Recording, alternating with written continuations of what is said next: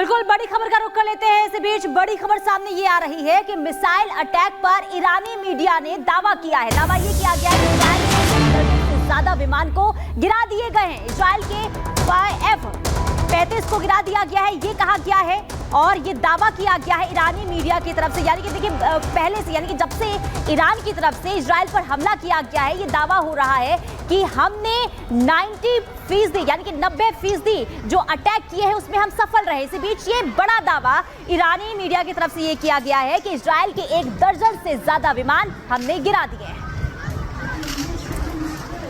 तो राजन कोचर जी, जिस तरह से बात अभी शुरू कर रहे थे, इसमें मैं एक लाइन जोड़ देती हूँ। इसी में अगर ईरान युद्ध में पूरी तरह से आ जाता है तो इसका पूरी दुनिया पे कितना असर पड़ने वाला है, क्योंकि वो ऑयल के मामले में, कच्चे ऑयल के मामले में बड़ा प्लेयर है पूरी दुनिया के लिए। तो अगर वो युद्ध में आता है, फुल फ्रंट फुट पे आके खेलता है, तो ऐसे में कच्चे तेल के मामले में जो एक शॉर्टेज जो होगी, जो दिक्कत होगी, जरूर उस पर नजर डाल दीजिएगा बातचीत में। देखिए, कल $74.4 पर बैरल का रेट था और आज बताया जा रहा है कि उसमें 5% और इजाफा हो गया। इसका मतलब कि आप इसको समझ सकते हैं कि बैरल अराउंड $80 का रेट अभी इसको बढ़ मतलब इस युद्ध का खामियाजा पूरी दुनिया भुगतेगी।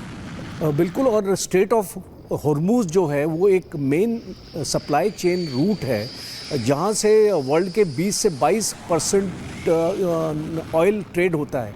और जो ओपेक कंट्रीज़ हैं, जो 11 कंट्रीज़ हैं ओपेक में, वो डायरेक्टली अफेक्ट होंगी, बिकॉज वहीं से ट्रांसपोर्टेशन और सप्लाई चेन आपका ऑयल को चलता है। और इंडिया के ऊपर, भारत के ऊपर भी इसका बहुत असर इसको पड़ने वाला है, बिकॉज रशिया से हम अपनी पूरी रिक्वायरमेंट्स नहीं लेते हैं। अपनी ऑयल की हम 70% रिक्वायरमेंट्स रशिया से लेते हैं और बाकी हम ईरान और बाकी कंट्री से लेते हैं। तो अगर हम ये इसका इकोनॉमिक इम्पैक्ट इस लड़ाई का देख रहे हैं तो वो बहुत ही ज़्यादा होने वाला है। अगर स्टेट ऑफ हुर्मुज आपका बंद हो जाएगा, रेड सी आपका बंद हो जाएगा, आपका सुएज कनाल आपका बंद हो जाएगा, तो जितना भी ट्रेड है जो यूरोप की तरफ जाता है इसको वो भी अफेक्ट होगा। तो आप बड़ी बात कह रहे हैं मेजर कि इसका पूरा असर जो है पूरी दुनिया पर पड़ने वाला है। और उस बीच बड़ी जानकारी जो मिल रही है वो दर्शकों के सामने रख दें। बड़ी खबर आ रही है कि इजराइल कभी भी अब अटैक कर सकता है ईरान पर। ये बड़ा अपडेट मिल रहा है, दर्शकों के सामने जानकारी रख रहे हैं, कभी भी अटैक कर सकता है इजराइल,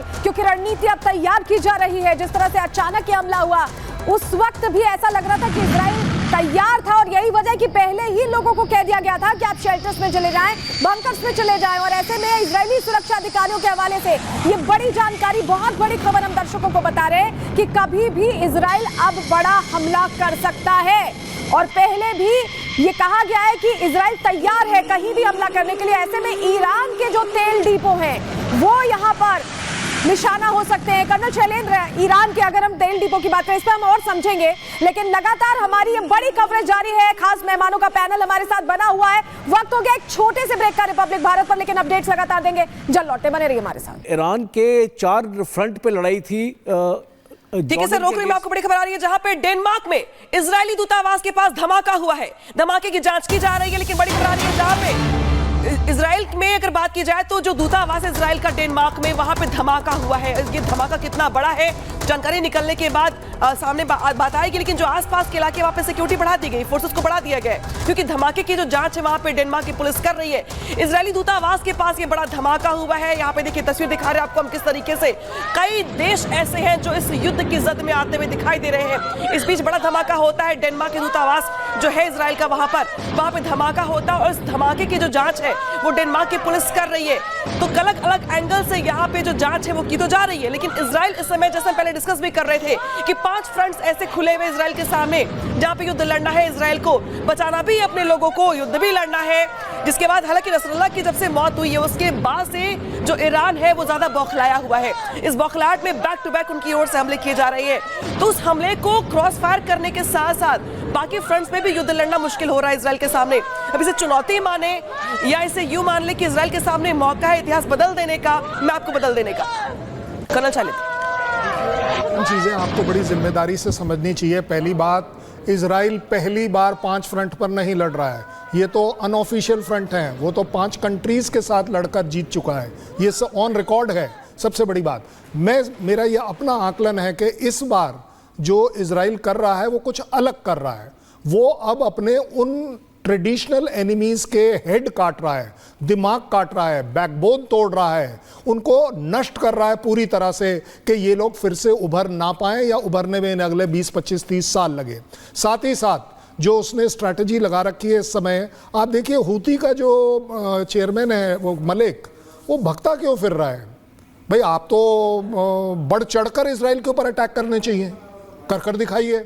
मुझे ये नहीं समझ आ रहा कि सडनली ईरान के खमेनी साहब अपने महल में क्यों नहीं रह रहे, वो इधर उधर क्यों चल रहे हैं। दैट मीन्स उनको भी अपने लिए डर हो गया है। ये जो डर पैदा है, ये जो शैलेंद्र, जो आप ये बात कह रहे हैं डर वाली, इसमें एक बात मैं और जोड़ना चाहूंगी। ये खुद नेतन्याहू ने भी कहा और इजराइल के रक्षा मंत्री योव गैलेंट ने भी कहा कि हम जहां चाहें वहां पहुंच के हमला कर सकते हैं। इसका मतलब वो ये बता रहे हैं और ईरान ये समझ रहा है कि उसने ये कर दिया है तो ये करवाया गया है, ऐसा मुझे लगता है। कम से कम आप क्या कहेंगे इस पर? मैं कहता हूं इसी को कहते हैं best way to beat terrorism. Terrorism है क्या? ईरान तुम कर क्या रहे हो? तुम इजराइल के दिमाग में हमेशा ये डाल रहे हो कि हूती, हमास और ये अटैक कर आपके ऊपर कभी भी कुछ भी कर सकते हैं। यही टेररिज्म है। आज ये टेररिज्म वापस शिफ्ट हो गया है और अब आप देख रहे हैं पहली बार नेतन्याहू एक इतना, आप वो स्टेटमेंट एक बार चलाकर देखिए, वो ये नहीं कह रहे हैं कि हम किसी एक पर्टिकुलर को मारेंगे। वो बोल रहे हैं जो भी हमारे इंटरेस्ट के खिलाफ होगा हम उसे एलिमिनेट करेंगे, बिल्कुल हम उसका खात्मा कर। इससे बड़ी टेररिज्म मुझे नहीं लगता कि हमास, हूती और हिजबुल्लाह में आ सकती है। और वो प्रूव होती चली जा रही है कि तकरीबन 10 से 12 दिन के अंदर आपके 7 लीडर एक तरह से टोटली गायब कर दी उन्होंने लेकिन जमीन से। राजन कोचर जी, सवाल दरअसल ये भी कि ईरान ने साफ कर दिया कि ये तो सिर्फ ट्रेलर है। जो कल बैक टू बैक फायर किया गया, मिसाइलें दागी गई, बैलिस्टिक मिसाइलें दागी गई, वो सिर्फ ट्रेलर है। यानी कि ईरान भी अभी चुप नहीं बैठने वाला है। जो बैक टू बैक हमले हैं वो होते रहेंगे। तो कितना बड़ा हमला ईरान अभी प्लान कर रहा है? उसने कहा कि भी ट्रेलर है ये, जो नसरुल्लाह की बात का जो बदला था उसकी पहली खेप है ये। अभी कई खेप में ये हमले होंगे। इसको देख के कैसा लगता है आपको ईरान के मामले में? कम से कम देखिए, जो मेरी असेसमेंट है, इज़राइल जल्दी ही स्ट्राइक करेगा ईरान के ऊपर। और इज़राइल के पास F-35 स्टेल्थ फाइटर्स हैं जिनका जो रेडियस ऑफ एक्शन है वो ईरान तक बहुत आराम से जा सकते हैं और डिटेक्ट भी नहीं होंगे, क्योंकि ईरान के पास ऐसा एयर डिफेंस सिस्टम है नहीं। S-300, S-400 टाइप का सिस्टम है जो इतना इफेक्टिव नहीं है अगेंस्ट स्टेल्थ। तो मुझे ये लगता है कि आने वाले वक्त में, और ये बहुत जल्दी होगा, ये मेरी असेसमेंट है कि ईरान के अपने मिसाइल स्ट्राइक्स, बिकॉज ईरान के पास स्टेट ऑफ आर्ट मिसाइल्स हैं और इसको ये भी जाता है कि इजराइल के पास कि उसके पास हाइपरसोनिक मिसाइल्स भी हैं। बिल्कुल, आप जो कह रहे हैं मेजर जनरल राजन कोचर के हाइपरसोनिक मिसाइलें हैं, उसका इस्तेमाल यहाँ हो सकता है। जरा एक बार हम दर्शकों को समझा दें कि कैसे ये 5 वॉर फ्रंट्स हैं। ये पहले हम जानकारी दर्शकों के सामने रख रहे हैं, क्योंकि देखिए सबसे पहले हमास से जंग शुरू हुई। हमास ने जो अटैक किया था अक्टूबर में, उसके बाद जवाबी कार्रवाई बड़े स्तर पर की गई इजराइल की तरफ से और वहां पर युद्ध छिड़ गया। उसके बाद हिजबुल्लाह इस युद्ध के मैदान में कूद गया। यानी लेबनान वो दूसरा फ्रंट है जिस पर इजराइल अपने आप को डिफेंड करते हुए, अटैक करते हुए आगे बढ़ रहा है और अब तो चीफ को भी मार गिराया गया है। वहीं आपको बताएं ईरान से भी अंदर खाने जंग चल रही, क्योंकि जो हिजबुल्लाह, हूती और हमास को आर्म्स और एम्युनिशन जो मदद मिलती है वो ईरान से ही मिलती है। तो ऐसे में वो भी वॉर फ्रंट अब खुल चुका है, क्योंकि अब ईरान ने अटैक करके अपने लिए मुश्किल खड़ी कर ली है। अब इजराइल रिटेलिएट करेगा। वहीं सीरिया से भी देखिए ईरान समर्थक जो संगठन है वो यहां पर एक तरह से मदद करते आए, तो सीरिया से भी एक फ्रंट खुला हुआ है। यमन में हूती विद्रोही लगातार एक्टिव थे, क्योंकि वो जो पूरा एरिया था बंदरगाह का, उस पर कैप्चर करके वो हमले कर रहे थे इजरायली शिप्स पर। ऐसे में हूती से युद्ध कैसे छिड़ा हुआ है ये भी आप लगातार देख रहे हैं, क्योंकि ये देखा गया कि लेबनान में जिस तरह से अटैक किया गया, उसके बाद हूती को टारगेट करने के लिए, यमन को टारगेट करने के लिए ज्यादा देर नहीं रुका इजराइल और उस तरह से एक्शन प्लान पर काम करने लगा। तो 5 वॉर फ्रंट्स हैं जिस पर एक्टिवली इजराइल खुद को डिफेंड भी कर रहा है, अटैक भी कर रहा है, अटैकिंग मोड में है। और इस बीच बड़ी जानकारी आपको दे रही है पुनीता।